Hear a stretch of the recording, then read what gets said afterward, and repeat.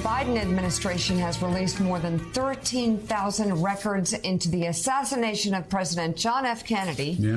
But thousands more documents are still being held. All of the files should have been made public under a 1992 law.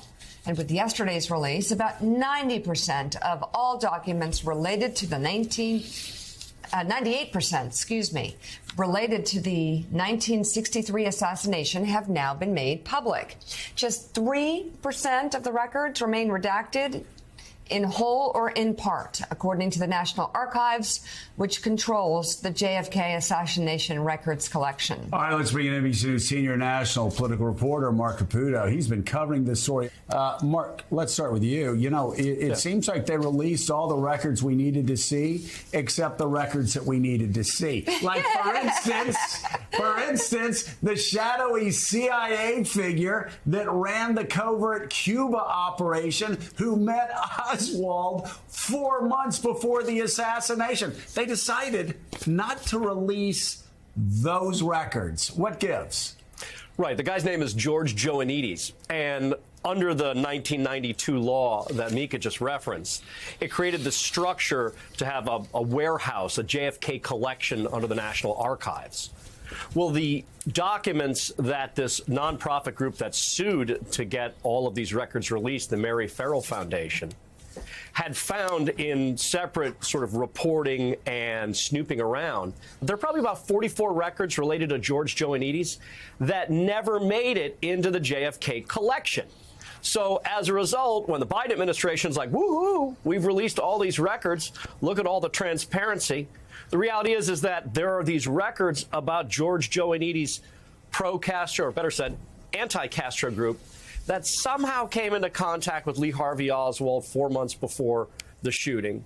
Lee Harvey Oswald somehow went to Mexico, somehow made contact with the Cuban and Soviet embassies and built up his name publicly as a pro-Castro sympathizer.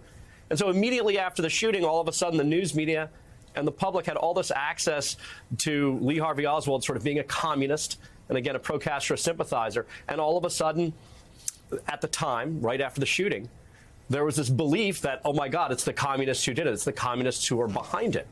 At the same time, there was an operation that was being launched and considered by the Pentagon called Operation Northwoods, which was designed to stage a spectacular false flag terrorist attack in the United States to blame on Castro. And lo and behold, here you have Lee Harvey Oswald. A lot of suspicious stuff, a lot of strange stuff. And the other aspect of George Joanides, whose identity and role in all of this only came out as a result of this law in 1992. Only in the 90s did we find this stuff out. By the way, he died in 1990. Joanides had been appointed after his retirement, pulled out of retirement by the CIA, to be a liaison with the House Investigative Committee in 1976. And the CIA and Joanides never told the House panel, the general counsel, the investigators, hey, by the way, I was involved in this program that made contact with Lee Harvey Oswald 4 months before the shooting. And the CIA to this day will not answer the question why he lied. So, Mark, if in fact Lee Harvey Oswald acted alone, as the Warren Commission concluded almost 60 years ago, I guess the question is, why not release all the documents to prove that point? Why keep 4,300 or so, at least partially redacted, to allow the conspiracy theories to continue to fester? What's in those documents? Is there a chance at some point we'll see the rest of this stuff? I think eventually we will. It's just bound to happen. You're asking the eternal question in this case, like, what are they hiding? I think Michael answered it pretty well. In a light most favorable to the government, they're hiding the fact that there were just all of these problems. The CIA, the Defense Department, everything, these are organizations. They're organisms. They have their own culture. They grow, they reproduce, they protect their own.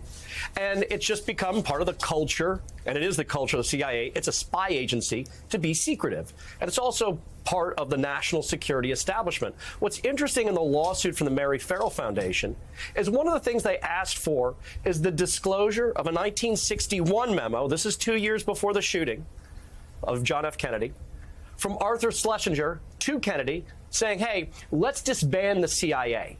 Let's get rid of it, because Kennedy wanted to do that after the disastrous Bay of Pigs invasion.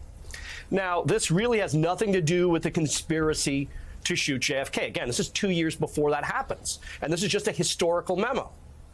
And the reason the Mary Farrell Foundation asked for that to be disclosed was just as kind of a trial balloon, a test, just to see, hey, is the government going to release this basic historical information? We found out yesterday the answer to that question. It's no. So the document is there, and there are these redactions in it which make no sense.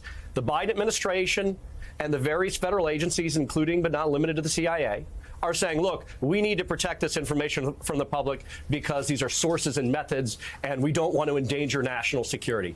Everyone who spent time looking at this, including various people involved in the various investigations from the government, say that that explanation is just bunk. It's not true. It's false. Coming up.